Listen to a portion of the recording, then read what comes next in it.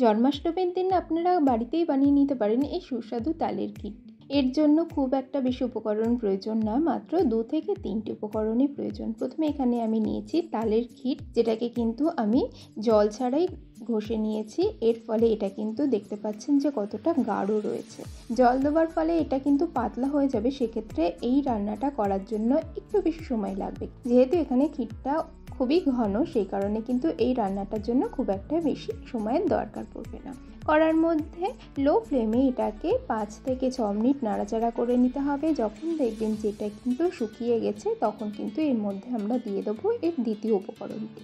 আপনারা মনে করতেই পারেন যে নারকেল বা এখানে দুধ ব্যবহার করা হচ্ছে না কেন, কিন্তু দুধের বিকল্প হিসেবে কিন্তু আমি এখানে গুঁড়ো দুধ ব্যবহার করছি। আর নারকেলের দিন দিন যা দাম বেড়ে চলেছে, এর ফলে মনে হয় যে নারকেল কেনা থেকে না কেনাই ভালো।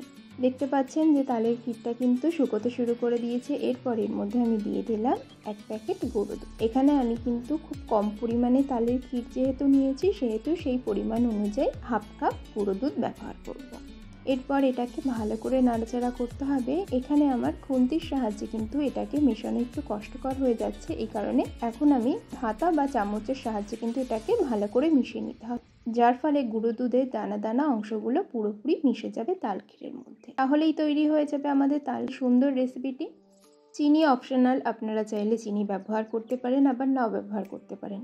এরপর গ্যাসের ফ্লেমটাকে বন্ধ করে দিয়ে আবারও এটাকে আমি ভালো করে একসাথে মিশিয়ে নেব। দেখেই বুঝতে পাচ্ছেন যে সুস্বাদু তাল ক্ষীর কিন্তু একেবারে প্রস্তুত। এরপর এটাকে আমি কড়া থেকে তুলে নেব একটি পাত্রের মধ্যে। সাজানোর জন্য সামান্য পরিমাণ কাজু বাদাম আমি এখানে দিয়েছি। আশা করি ভিডিওটি আপনাদের প্রত্যেকের ভালো লাগবে।